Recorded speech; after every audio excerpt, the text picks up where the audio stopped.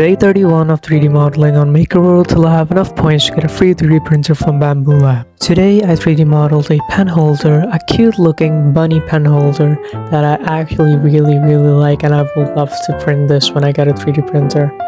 And then I uploaded the model onto Bamboo Studio and the slicing was a success. After that, the Maker World model was published, and make sure to give it a download and support me through my journey. Thank you very much.